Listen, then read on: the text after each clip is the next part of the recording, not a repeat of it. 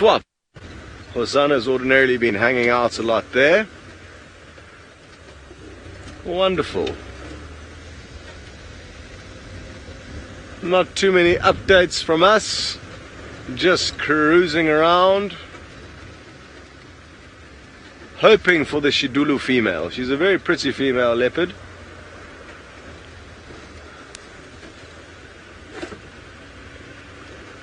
Robbie, you'd like to know if I think there are some unknown creatures left here in Africa.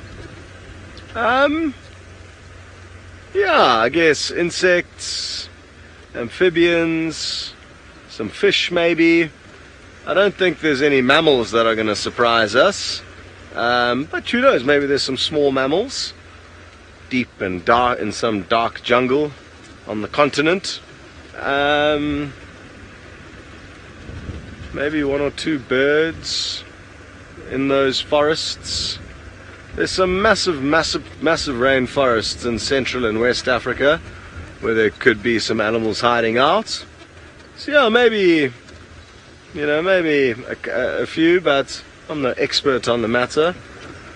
But I think, you know, every now and then, even in this day and age, there are still a few insects that are being found. I think they're probably the largest kingdom of animals that would still be undiscovered here.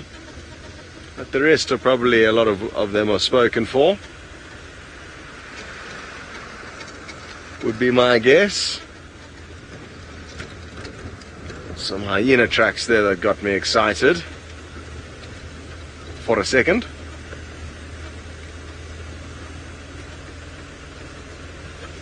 Okay, well, I'm hoping Taylor has rectified her ticklish throat and she would like you guys to jump back on board with her in Thamba.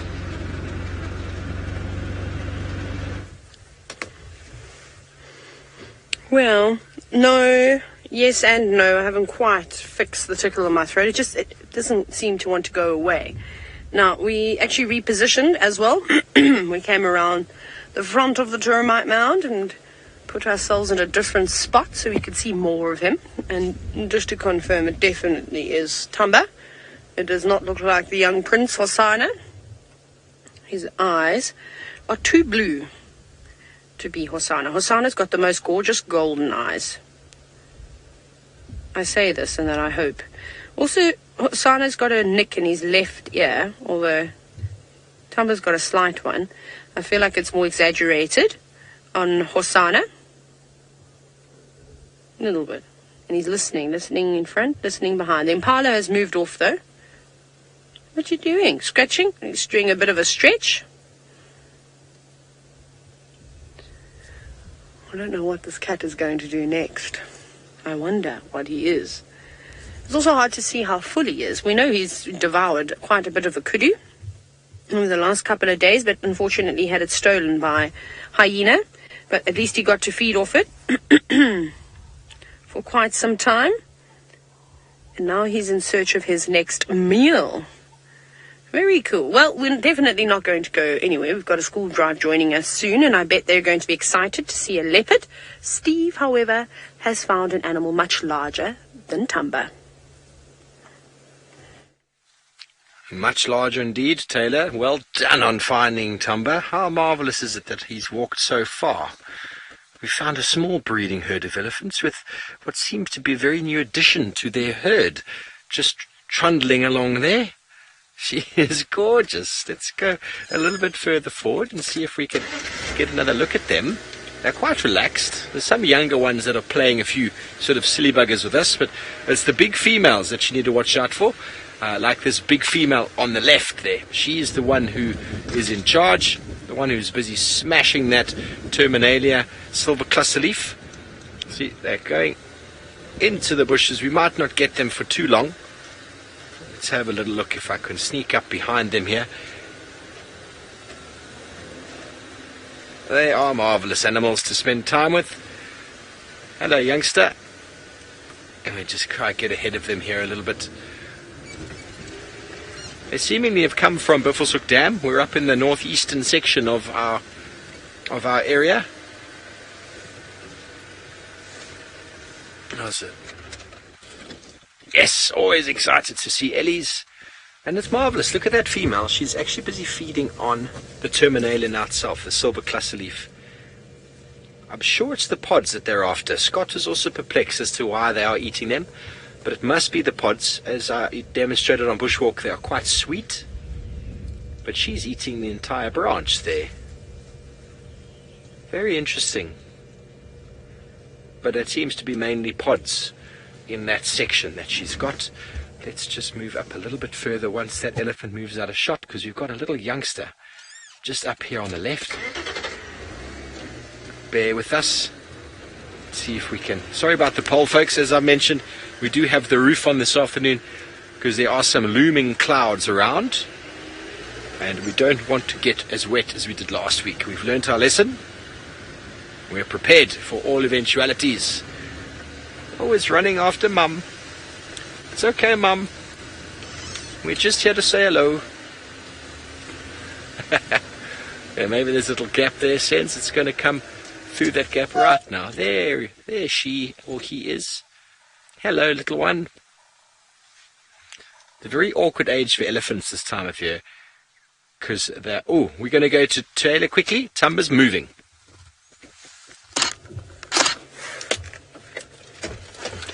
Thamba is on the move and he's making a dash for where that impala is. We're going to try and just sit back just a little bit as to not make that impala aware of his presence. See how he's stopped now? He's using the wattle as a barrier. He didn't have much of a barrier at all. Like I said, he basically just ran across the open area, trying to get across it as quick as possible. Let's see where he's going to go now. Once he goes into that wattle, we'll maybe drive around and try and get a better position. Kind of just slinking. I think let's try and get round. Darby will go on the road. And I'm going to keep my distance. I'm just trying to think now if we're going to go on the road or if we should stick here. Let's go on the road to try and not make too much noise. I'm going to go... I don't want to go crashing over trees and branches now.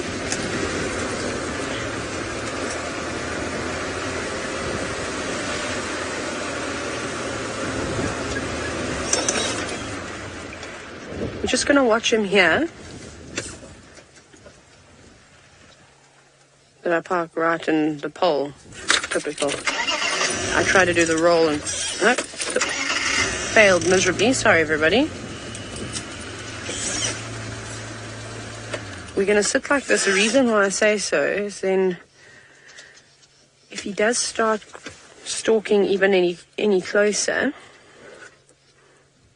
we'll head over this little rise. We're also concealing ourselves from the impala now. But you can just see, being very patient. And this is fantastic hunting weather. There he goes again. He's getting very close now. Cool. Kirst, let me reposition one more time, and then I think we should do our little broadcast. Darby, do you mind if I just go up this little hill? Come on, be quiet, Jigger.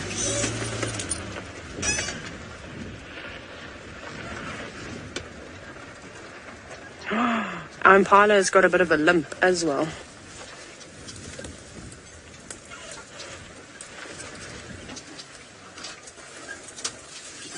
Okay, we do have the rain roof on. Okay, everybody, I think what I'm going to do is I'm going to sit quietly because we are going to do a little bit of a sneaky broadcast.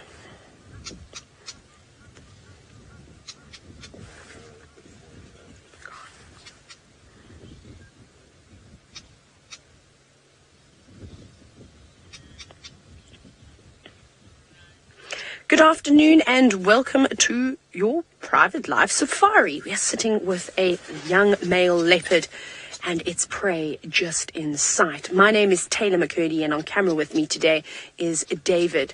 And we're very, very lucky to be sitting out here in the middle of the Sabi Sand in South Africa, watching one of the most amazing cats, a leopard, potentially stalk its prey. Now that's an impala. I do have to tell you every now and then there is the odd bar as we have our rain roofs on because the clouds and the sky is quite ominous this afternoon. And if you haven't joined us before, it's great to have you for the first time. And you can actually interact with me. Like I said, this is live, so all you have to do is comment away. Now, for those of you that do follow Safari Live, you might be quite excited to see that this is a young male leopard by the name of Thamba. He's not even 2 years old yet. He's only about just over a year and a half, in fact. And he's already quite happily hunting for himself, which is quite amazing for such a young cat. And he's spotted his prey. Look at him. You can see how intently, both ears focused.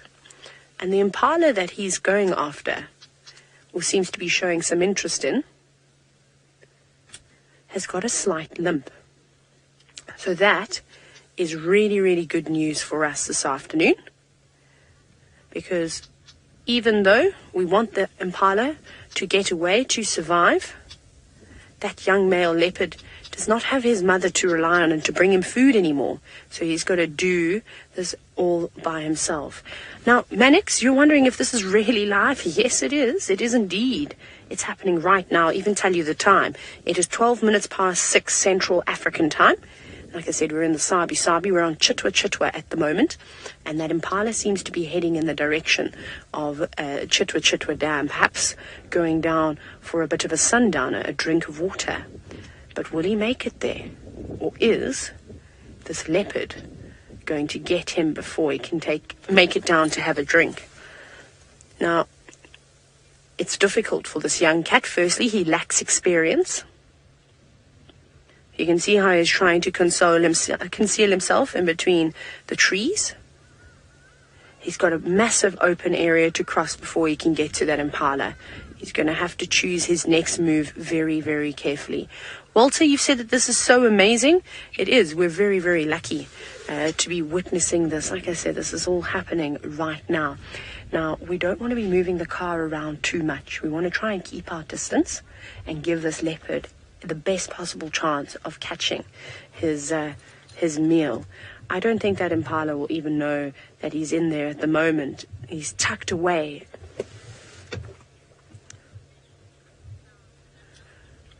Now, Mauritia, good ears you've got this afternoon. You actually noticed that there was a bird chirping in the background, and you are wondering if it was alarming at Thamba or if it was just a normal chirping sound.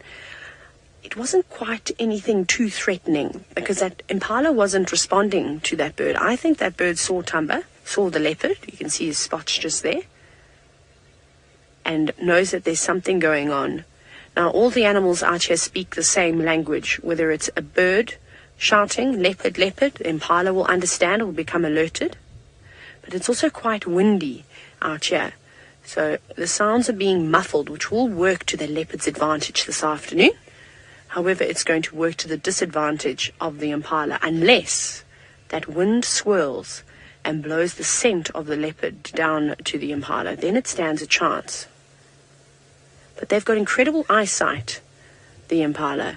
So hopefully, while it is browsing and grazing, it pops its head up every now and then, just like that, to look around. And you see both those ears working independently, so being able to listen from one side to the other. Just popped its head up. A couple of hippos down at Chitwa Dam gave a call. And I would also be very cautious if I was a herbivore, if I was a prey species.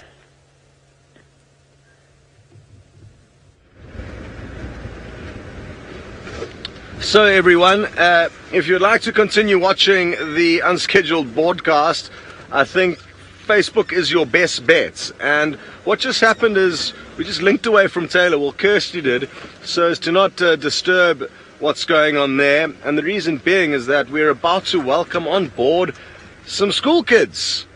So we want to try and multitask and welcome on board to all the kids who have just joined us. I wish I was you guys sitting in my classroom jumping on board a live safari all the way in Africa. And that's absolutely wonderful. Now, Taylor, as you may have seen, is with a leopard that's hunting, and I'm busy trying to hunt down some some animals for myself. I haven't had much luck finding anything yet this afternoon. Oh, a hare just ran across the road. Let's see if we can't creep up to it. A hare is like a rabbit, but they are different. Hares live above the ground and rabbits live in burrows. And hares have got big ears and rabbits have got small ears, relatively speaking. Let's see if, now that it's in the long grass, it's maybe feeling a little bit more relaxed. I think it is. We should be able to get you a view of it. There it is. Hello, you. And, oh, just like a flash, it's gone. Wasn't hanging around. Oh, well done, Seb. Standing on its back legs, keeping an eye on us. And you may have noticed that we didn't get to see it for very long, but it can swivel its massive ears from side to side, depending on where it wants to listen to. And when you're that small and such long grass, it's very useful to have very good hearing so that you can detect any sneaky predators that are trying to catch you. And the leopard that Taylor is with would definitely enjoy snacking on a hare. Even though it's quite small, the predators don't have an easy job catching their food, so they have to be quite open-minded. They can't be too fussy, and sometimes they just have to take a small meal rather than no meal. That very same leopard we saw yesterday and the day before that, he had made a huge kill of an antelope called the kudu that he fed on until some hyenas came in and stole it from him. And it was too big for him to take up a tree out of the reach of the hyenas, so sadly he lost that. Kale, you'd like to know if it's hot here or what the weather's doing. It's quite a cool afternoon. It's probably around 70 degrees Fahrenheit now. So it is our summer, but it has cooled down. It's been quite cloudy. We had a little bit of rain when the safari started out. But during the day here, it can get up into the 90s Fahrenheit. It can get very, very hot and sticky. But now it's quite a cool evening. There's a bit of a breeze blowing. And it'll probably be dark in about 25 minutes or so. But don't worry, we've got some fancy infrared lighting, which is basically a light that only the camera can see. When we turn it on, we don't see any light, we don't see any changes, nor do the animals, but the camera can, and that way we can film after dark without bothering the animals. You know what it's like when somebody shines a torch in your face. It's not very nice, so we try and not do that. But we do use this big spotlight over here to help find animals, and then once we found them, we switch over into the infrared. Wonderful stuff. Now, you may have got a glimpse of Taylor before you jumped on board with me. There is a third vehicle driving around this afternoon, and you'll get to meet him a little bit later. So there's three of us out exploring, seeing what we can find, you guys. And it sounds like Steve would like you guys to hop on board and see what he's getting up to right now. Good afternoon or good morning, boys and girls, from all the way here in Djuma in South Africa. My name is Steve Folgenbridge, and I'm joined by Senzo Mkize on the camera. We are out on Game Drive Safari, just like Scott Dyson, who you just chatted with now, and we are always in search of anything beautiful and wonderful. We're about to get to a dam in sort of the northeastern section of where we work, and hopefully, I'm pretty sure we'll be able to find ourselves some hippopotamuses. Wouldn't that be wonderful? Please.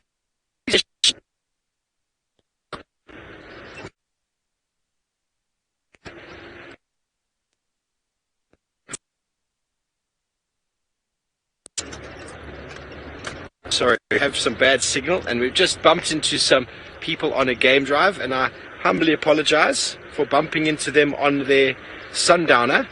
But we just want to have a quick little look at a hippo that we have just over here on their right-hand side. Sammy, we found some elephants not so long ago, just before you came on the show. but they moved off. But here we have got one of the largest African mammals, a hippo. Look at that. Aren't they glorious? And they spend most of their time in the water, and then they come out at night, probably in the next hour or two, to go feed on grass.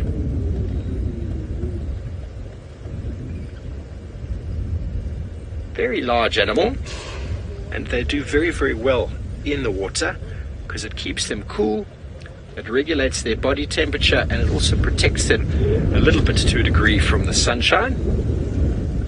And actually means that they can behave, their behavior can behave very similarly to that of a reptile. Now, if we know reptiles, they like to sit in the sun, they use the sunshine to warm up their bodies, but a hippo is not a reptile, it is a mammal, and most mammals need to feed to control their body temperature. If you've ever noticed in the winter when you're feeling very cold and you have a nice warm meal or some soup, how warm you feel after that. But the hippo, because it lives in the water, can actually use the water to cool itself down. Oh, look at that yawn.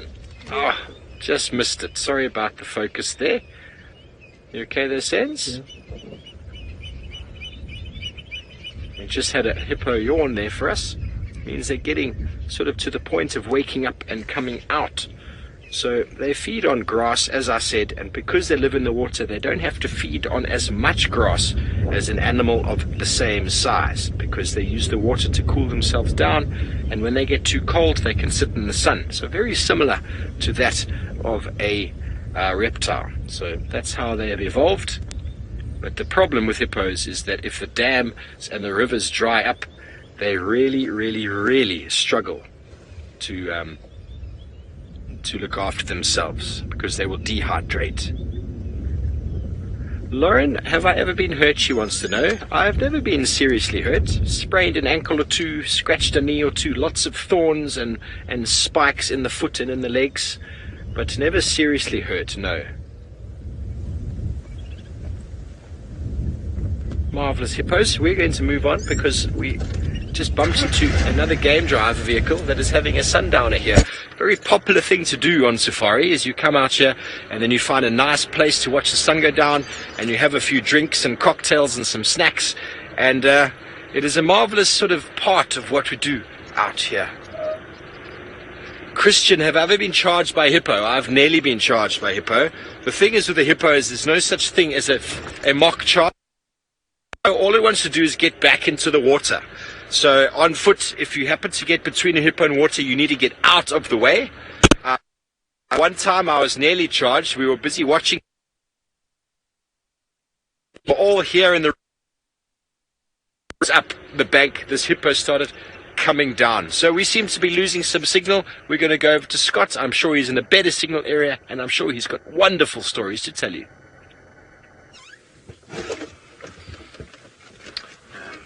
Yes, I think our signal is good. My stories, well, we'll leave you to decide that. We have found a wonderfully large herd of impala who are getting ready for their night. And it's quite dark, so I think we might try and switch over. Too early for infrared? Okay. Okay, so we're not going to go into the infrared just yet. But these impala are very clever, and they are employing the safety in numbers strategy. And by having lots of eyes and ears, it means that they have a smaller chance of animals sneaking up on them. Christian, you would like to know if we do this every day, and yes, we do. For 365 days of the year, including Christmas, we go on safari. Oh, you were wondering, what is it like doing every day? Well, it's fun. It's a very fun job, I think, to drive around. Taking you guys on safaris is very fun. I like to move around, though, and we don't only have one camp. We've also got another camp up in Kenya, which is in a very different habitat to this. The area is far more open. not nearly as many bushes. You get lots of cheetah there. So I like to move around from place to place, and that helps keep it exciting. And we also can mix it up a little bit. We're not always in the vehicles. We can also do bush walks, which helps keep us excited. But I could think of a lot of worse jobs than driving around the bush taking people on safari. A lot. But that's just me. I guess everyone's different, and that's what makes the world such a special place. Julian, you would like to know if an impala can run faster than a deer. Well, I guess it depends on what kind of deer. I know you get quite a few different types of deer in America, just like we get lots of different kinds of antelope here in Africa. Some are slightly faster than others. And I'm sure they're a similar speed. You'll probably find there's not a huge difference between your average impala and the average deer. All quite quick, far quicker than us. But I've never seen impala and deer having a race. And the reason being is that we don't actually get deer here in Africa unless they've been bought here.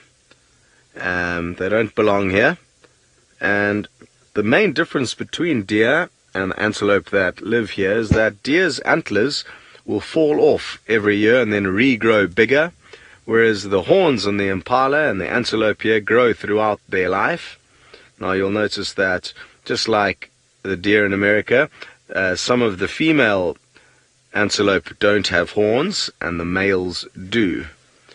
I wonder if we can't... Oh, I'm guessing those are two young males who are already big. Yeah, you can see their tiny little horns sticking out there, and they're practicing their fighting skills for when they need to start fighting over girlfriends.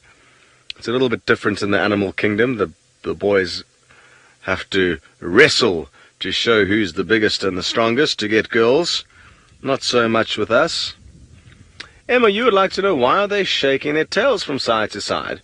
And it's probably to keep the flies away. There's quite a few flies around at the moment, so if I had a tail, I would also be wagging mine. There's a few flies bothering me. So that's probably the main reason why they're doing it. You'll also notice from time to time they'll flop their ears forwards and backwards. So it's almost like having a tail on your head. It keeps the flies out of their eyes and off their nostrils. These guys are all youngsters that would have been born in November or December, so they're only about 4 months old, a lot of these ones that you're looking at. The most playful ones are definitely the youngsters. And again, just like with us, you tend to find younger people having a little bit more energy than the adults, but not always. Sometimes the adults can also shake their leg. Very good. Well, it sounds like Taylor is back in action and would like to let you know what just happened with her leopard that was stalking some impala.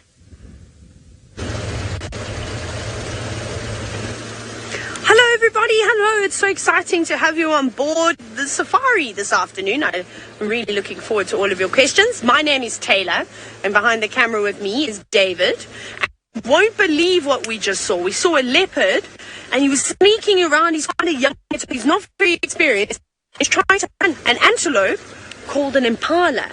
And he creeped and creeped and creeped and creeped, and he got so close. But unfortunately, I think his inexperience got to him, and the impala got away. And then he went off, and then he decided he was done with that open area, and he moved off into a spot where we unfortunately can't go driving anymore. But it was really cool. I'm sorry that you guys didn't get to see it. Maybe we're going to see another leopard on the way home. I feel like we have got lots and lots of luck this afternoon. But now that the sun has gone down, we're going to look for chameleons. Now, Ruby, you're wondering what time it is? It's just gone 6:30 Central African time, so it's the evening now here. Almost time to go home and have some dinner, in fact. But we're not going to go home just yet until we find you all a chameleon, because I'd love to find a chameleon. They're such cool creatures to look at. Maybe even an owl, or who knows, like I said, maybe another leopard is going to run across the road, or even some lions. But we're going to keep our eyes open. Steve is also keeping his eyes open, looking for all sorts of things. Yes, I am. Thanks, Taylor. That must have been exciting, watching that male leopard moving through the grass. It's unbelievable, boys and girls, how far away it's moved.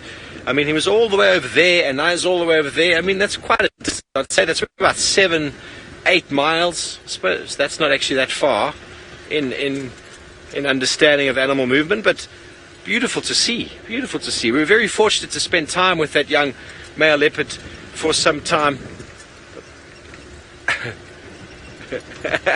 So we managed to spend 3 days with them, which was marvelous. Hope would like to know how many animals we find at safari. Hope there's no set number. There are no fences. The animals move and come and go as they please. And at this time of year, it's very, very green.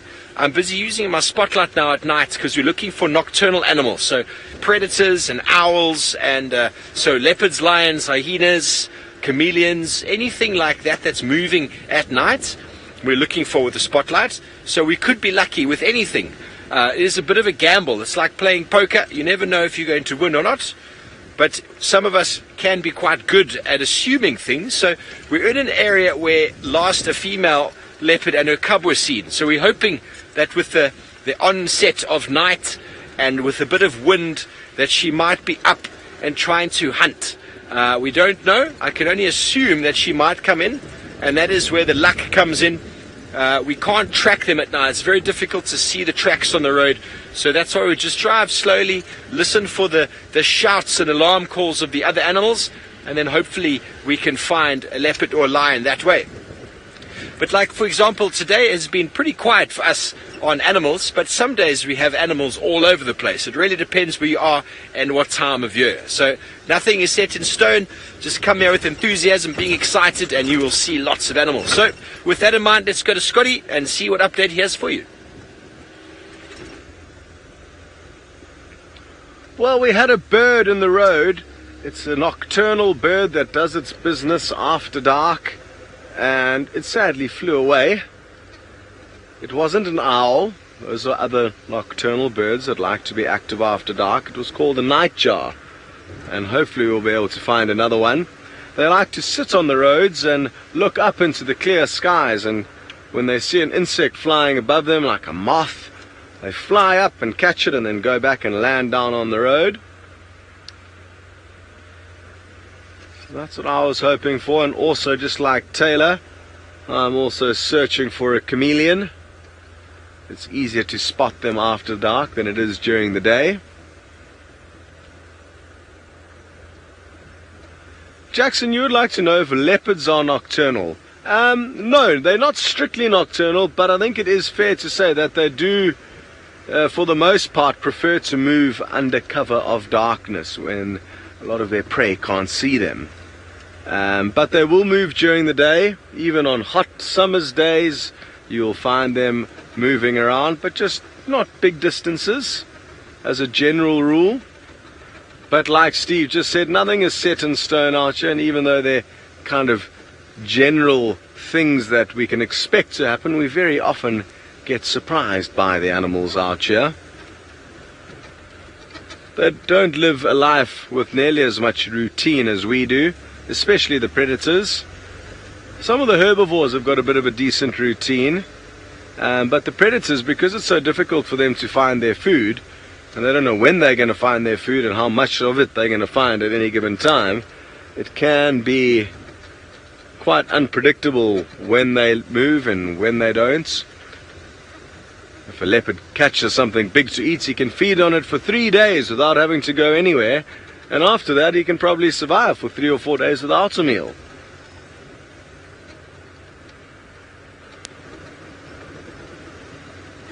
Wonderful. Well, we're going to keep scanning the bushes for anything exciting and send you back to Steve for an update on how he's getting along. Thanks, Scotty. We just had a nightjar on the road, a beautiful bird. I don't know if Scott showed you a picture, but I can show you one shortly if Kirst can tell me whether they did. Okay, so I'll show you a little picture, because nightjars are very, very cool camouflaged birds. We're in that area, like I said, of where that leopardess is with her cub, but we're not sure if we're going to find her. So if you just give me a small moment to just check on my phone. I've got a wonderful app on my phone for birds. Okay, let's find one. Here we go. Let me show you the picture. Hang on. Picture. Sorry. Look at that. You can't even see it. It's so camouflaged. So these are nocturnal birds that can camouflage themselves during the day, either on some bark or on the ground or anywhere out here. They're almost impossible to see. And then they come out at night, and the name nightjar is because they are active at night. They like to just lie on the road because they can see all around them. And then when they fly around and their mouth opens like a big jar, and they just take any insects that might be flying around straight into the mouth. Sort of like how some whales sort of take in fish or plankton in the ocean. They just open their mouth and just scoop it all in. The nightjar flies around with these funny whiskers on their face, and they just navigate at night and just absorb all the insects into their mouth. Isn't that fantastic? So I was hoping to show you one, but it flew away. Kate, the most common animals that we find on a night safari, I wouldn't know common, but we're not looking for the daytime animals, and we often find them, even though we're not looking for them. Impala and zebra and all those wildebeest type animals are around, but we're not looking for them. So the animals that we find a lot here in Djuma at night are leopards and hyena. The lions are around as well, but they move through. But definitely nightjars in the road, and probably, and I'll tell you without a doubt, the most common animal we see at night is a little scrub hare, which is a very similar to a bunny rabbit, but slightly different in the way that they breed. But we are going to continue on searching for this female leopardess, and in the meantime, let's go back over to Scott for an update.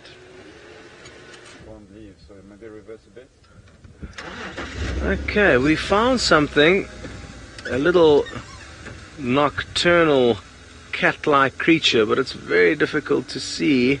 Let's see. Oh no. Oh, there it is. Don't be scared. There you can see its tail. It's called a genet, and it may just be starting its evening. You'll probably find it might live in one of the holes in this tree. Come on, poke your head out again. Now we're using the special infrared lights, and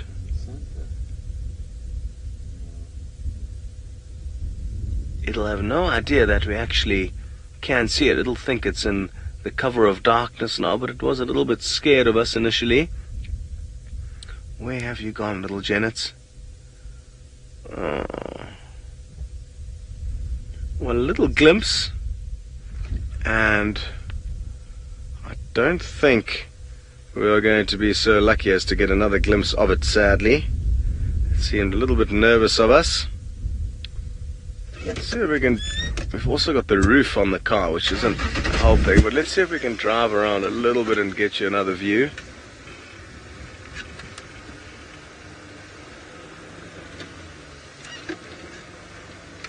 I've got a feeling it may have climbed back into its hole. They like to sleep in holes in trees during the day. Okay, very good. Well, we're not having any luck there, but Steve has had some luck with a nightjar. Yes, indeed. Thanks, Scotty. We found one. I was just showing you a picture. Now we have the real deal, boys and girls. Sitting in the road, because the road allows it to get a much better clear vision all around. And it's got very large eyes. We're going to go to infrared now. There we go. I don't know if you can see it on infrared. Infrared allows us to see these animals at night, or allows us to see them at night without disturbing the animal. I'm just helping with the spotlight now just to get a nice sort of look at it. But you see very large eyes, and it just shuffles around. They are not able to walk on the ground. How amazing is that? They can just shuffle. They can't actually walk, and whenever they move, they'll fly up. Very quiet flight with very large wings and then land again. But you often find them in the roads at night, and they are nocturnal, like the leopard and the genet I think you just saw. And these guys, as I said, feed primarily on flying insects. Beautiful. Oh, there we go. See how it flew and landed again? Hi, Carlos. How many years have I been guiding, or how many years have I been with Safari Live? I've been with Safari Live only since January, but I've been guiding sort of in and out of the bush since about 2007, so it's over 11 years, but with some stops in between for some extra studies. And I've spent most of that time in the Kruger National Park, so in and around these areas. I really, really, really do enjoy it, yeah? Okay, so that was a marvelous view of a nightjar in the road, as you can see, on our 2-track. We're just coming out of infrared there because it makes me look really, really freaky if Senzo looks at me with the infrared. So while we get ready to depart again, slowly making our way back to see whatever we might see, let's go over to Taylor McCurdy, and she's driving. Let's see what she has for you. Nothing. We still have not found that chameleon yet. I'm still searching and searching, checking every tree. Now, in case you're wondering how on earth I'm going to spot an animal that's got the most amazing camouflage, it's very easy actually with a spotlight. So I'm going to try and find a bush willow, because I can actually show you on a bush willow what we're looking for. Let me find one. No, not the one I'm looking for.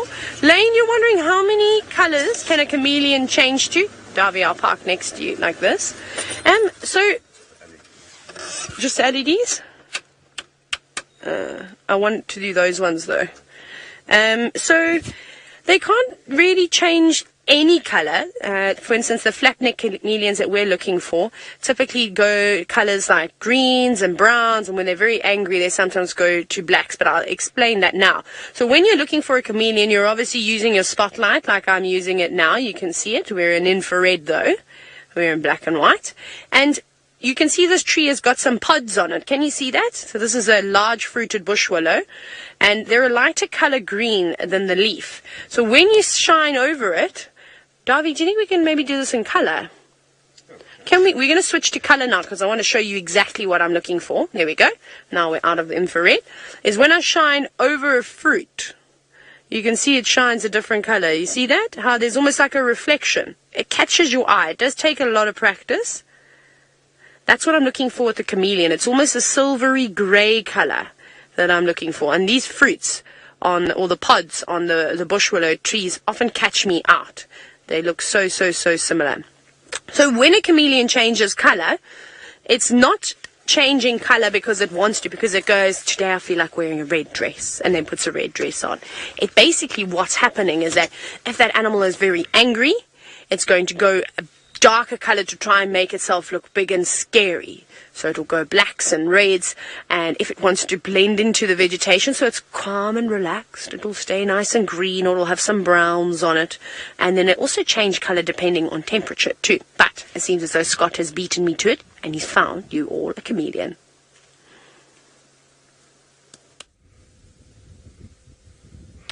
Yes, we have, but I'm going to get you guys to help find the chameleon. It's somewhere in this bush.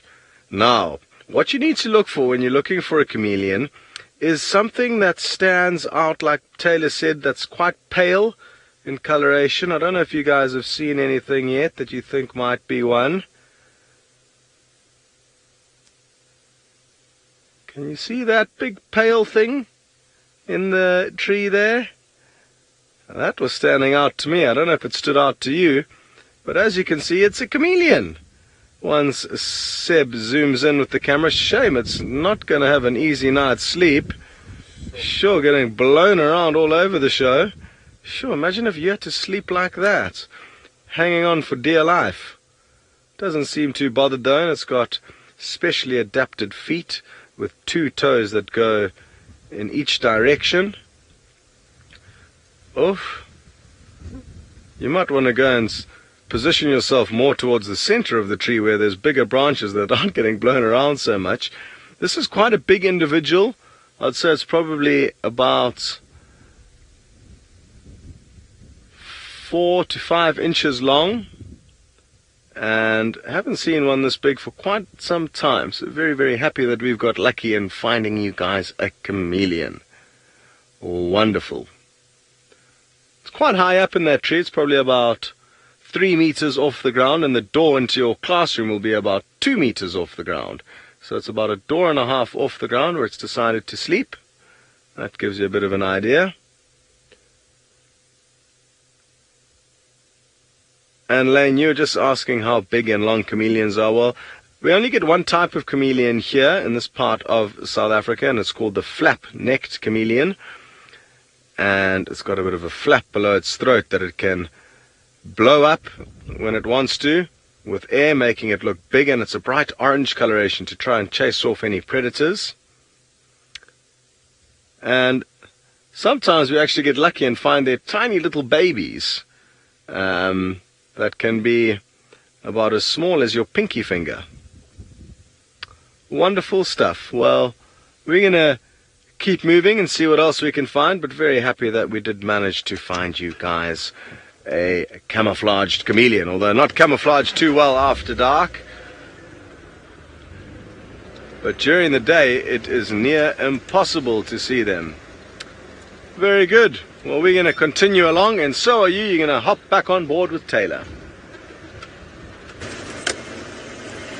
We are just driving down a main road still, and I see that there is another safari car coming past us, so I'm just going to watch very carefully because I've turned my very bright lights down so I don't blind their guests, and so that, of course, I'm able to sneak on past.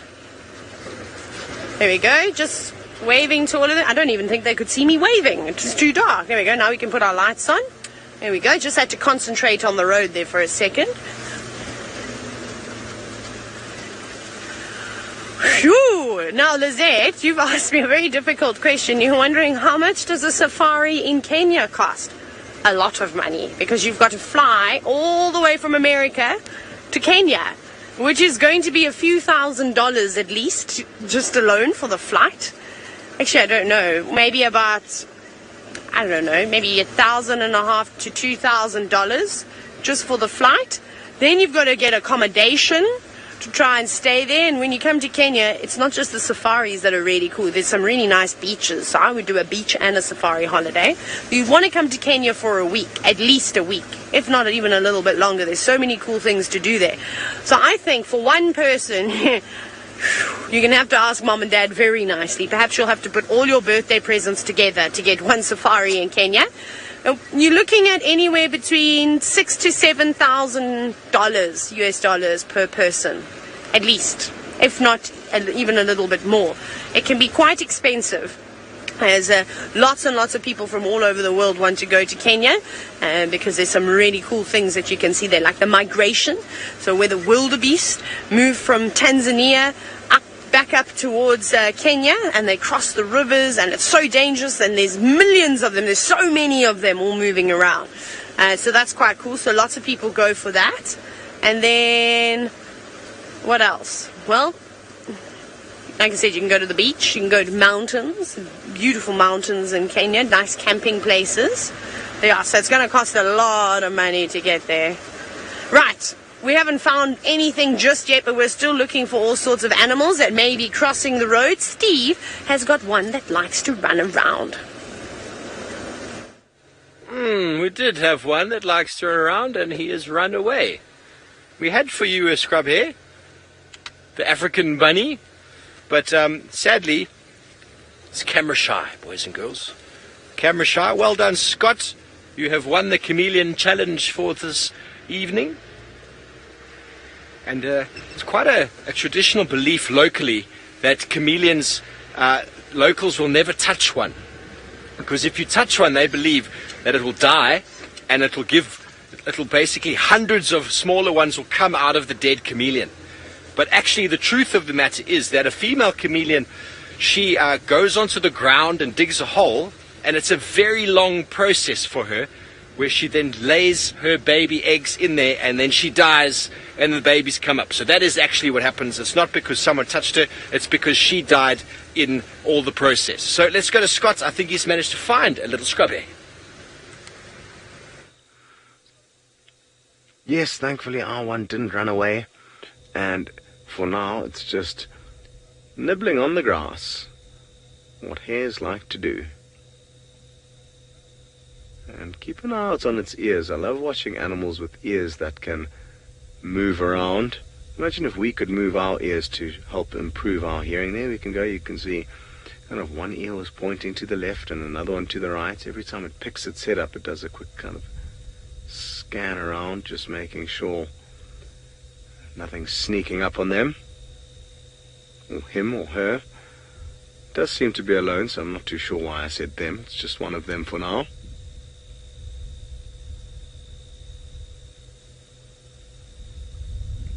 Oh, well, it sounds like Steve's got a better view of the same animal. Off you go. Thank you, Scotty. Indeed, have a look at the ears. Very characteristic of hares and rabbits. And some people will say, what is the difference between them? They do look very similar. And hares, yes, might have maybe the ears are a bit longer and maybe the legs are a bit longer. But the story really is that the rabbits, they live in holes in the ground. That's where they breed. The babies are born blind and without hair, whereas hares are born underneath bushes. They are born sort of much more developed than rabbits are, and they follow the mother around, already born with eyes open and hair. So that is the major difference between them, if you were ever wondering. Look at the size of the eye. Isn't that magnificent? We are in infrared at the moment, so we are looking at it. It's completely black. If I look ahead of me, I can't see this scrub hair. And with those really, really big ears, it's paying attention to whatever might be trying to sneak up on it in the long grass. They do feed on grass. That is their primary sort of food, and on small little herbs growing in and around the savannah.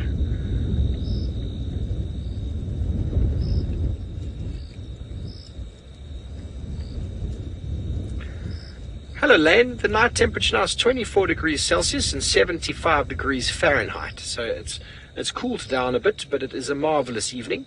We are not wearing any warm clothes. We are in our summer months, approaching autumn now.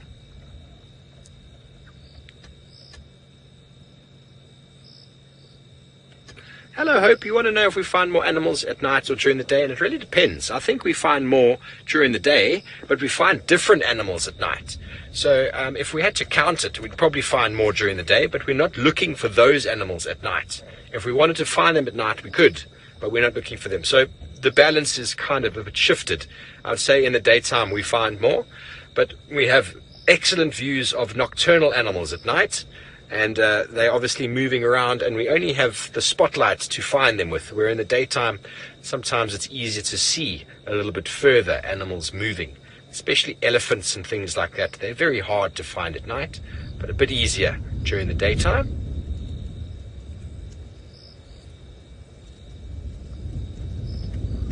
Marvelous. Isn't he cute? You see how dark it is there? There's the spotlight. Oh, look at that. It's like a magic show. It's a magic show. So we're continuing on driving. Let's go over to Taylor and see if she's managed to find a chameleon.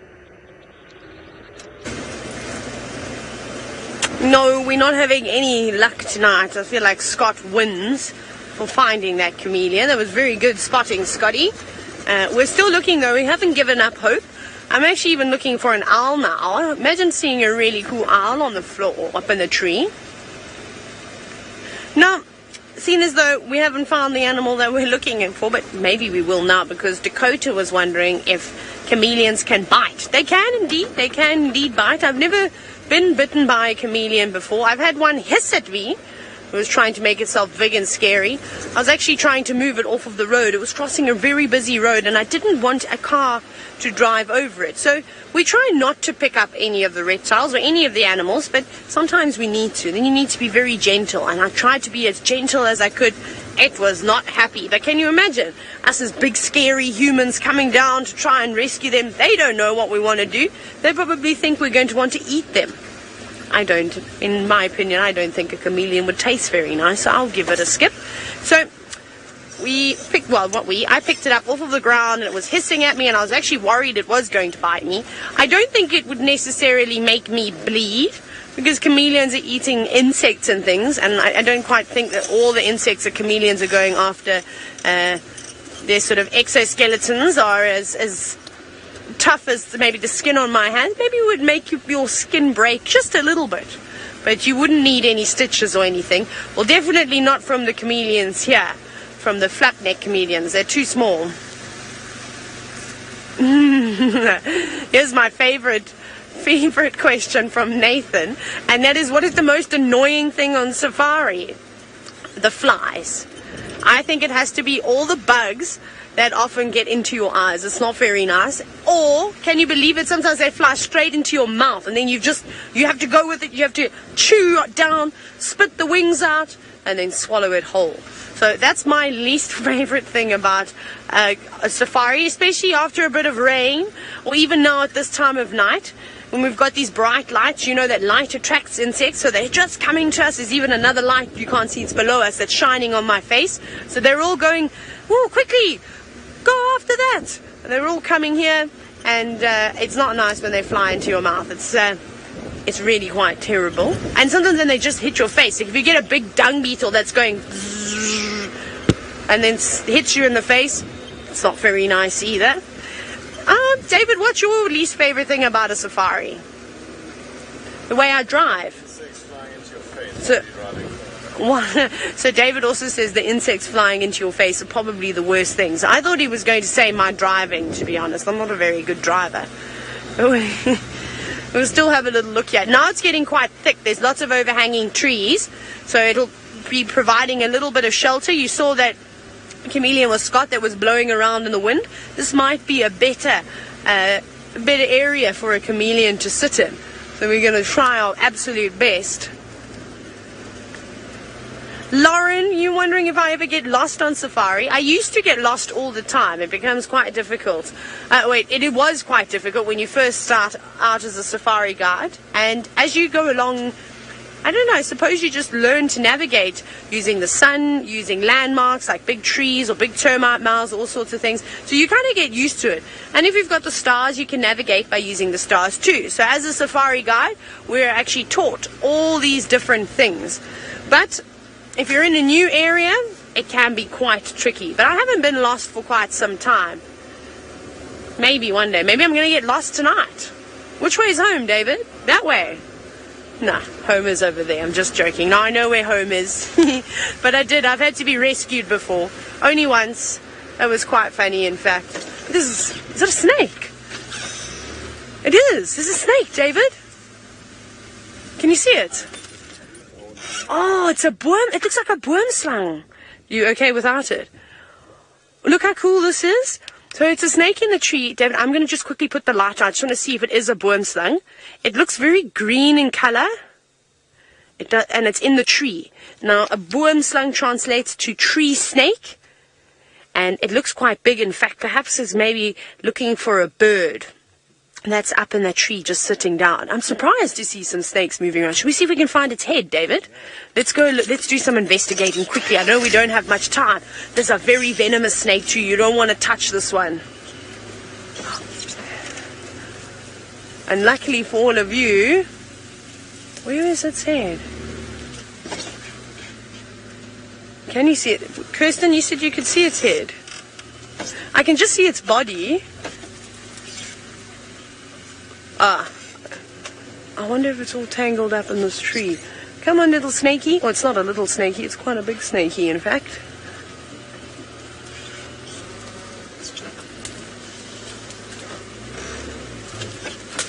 Reversing into the unknown. There's its tail.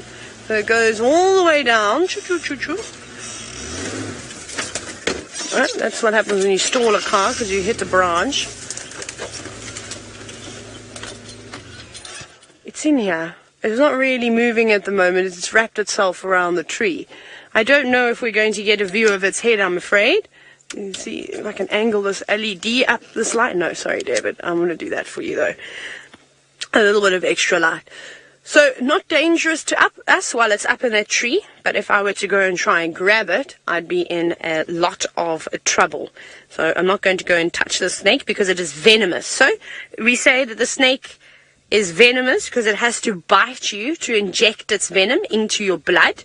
If it was poisonous, that would mean that you'd have to eat the snake, and then you would get sick from it. But that's not what these are. So spiders, scorpions, snakes, they're all venomous. Very lucky to see this one. It does look like a BoomSlang. I'm just having a scan. Very cool, though. Very, very nice to see. It is moving. I just can't see where it's going, I'm afraid. Oh well. That was pretty cool. I hope that all of you that joined us from the school today enjoyed the safari. And I wish that that snake was not being so sneaky and slithering on that branch and would have showed us its face. Would have been quite cool. But a nice safari nonetheless. Thank you all for joining us, and hopefully we'll see you all again soon. Remember to do your homework, brush your teeth and your hair, listen to your parents. To everybody else, we'll see you next time.